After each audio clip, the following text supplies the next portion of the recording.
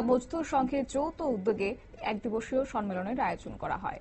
অবশ্য আজকের এই সম্মেলনকে ঘিরে সেখানে ধলাই, ঊনকোটি, উত্তর ত্রিপুরা জেলার অল ত্রিপুরা স্কুল কম্পিউটার শিক্ষক সংঘের কর্মীদের নিয়ে অনুষ্ঠিত হয় একটি সম্মেলন এবং সেদিন আমবাসা পঞ্চায়েত রাজ ট্রেনিং ইনস্টিটিউটের হলে অনুষ্ঠিত হয় এই সম্মেলনের প্রায় 200 জন কম্পিউটার শিক্ষক উপস্থিত ছিলেন।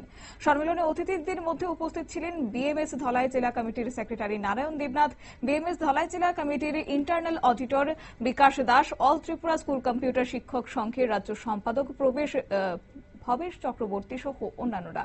প্রদীপ প্রজ্বলনের মধ্য দিয়ে অনুষ্ঠানের শুভ উদ্বোধন করা হয়। অবশ্য আজকের এই সম্মেলনের মাধ্যমে অল ত্রিপুরা স্কুল কম্পিউটার শিক্ষক সংঘ আনুষ্ঠানিকভাবে বিএমএস সহিত একত্রিত হয়ে তাদের একটি কর্মসূচি পালন করেছে। গোটা বিষয় নিয়ে কি রয়েছে তাদের বক্তব্য শুনুন।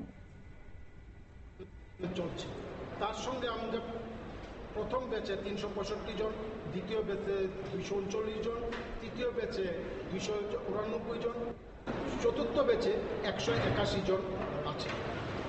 365 জনের যে ফার্স্ট ব্যাচ 2021 সালে শুরু হয়েছিল, তা 2025 সালের ডিসেম্বর মাসে 5 বছর শেষ হবে। এখন আমাদের প্রশ্ন যে বিগত দিনও আমরা দেখেছি যে 5 বছর শেষ হওয়ার পর কম্পিউটার শিক্ষাটা আর দরকার নেই। এখনও আমরা দেখছি যে 5 বছর শেষ হতে আর হাতে গোনা কয়েকটা মাস আছে, এখনো কোনো পজিটিভ কিচ্ছু উত্তর পাচ্ছি না। যেখানে আপনারা শুনলেন তাদের বক্তব্য। অবশ্যই এই সম্পর্কে বলতে গিয়ে অল ত্রিপুরা স্কুল কম্পিউটার শিক্ষক সংঘের এক নেতৃত্ব জানান, বর্তমানে রাজ্যে 1081টি স্কুল কম্পিউটার শিক্ষা চলছে। 4টি ধাপে 2021 থেকে 2025 সাল পর্যন্ত 1000-এর উপর শিক্ষক রয়েছেন যারা বিদ্যালয়গুলিতে কম্পিউটার শিক্ষা প্রদান করে চলেছে ছাত্রছাত্রীদের।